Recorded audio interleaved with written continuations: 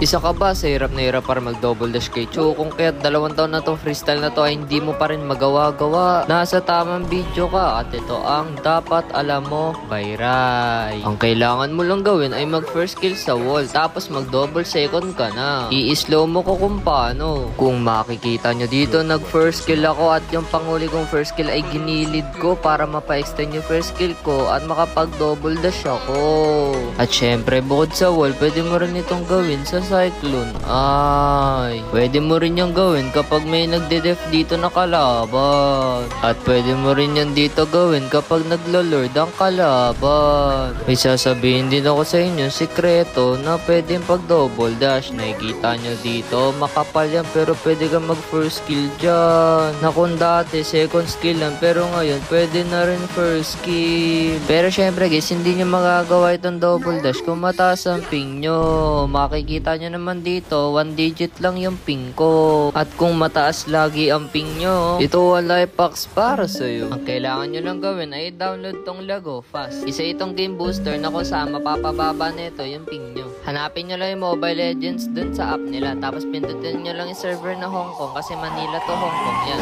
At voila, may kita nyo dyan, bumaba yung ping ko. At kung naka-Android ka, pwede mo gamitin itong floating feature nila. Yung number 1, pwede mo gamitin timer ng skill 3 ng kalaban. At yung number 2, long range indicator yan ng hero mo. Kaya ano pang iniintay nyo? Punta na kayo sa bio ko. And always remember, be better than yesterday.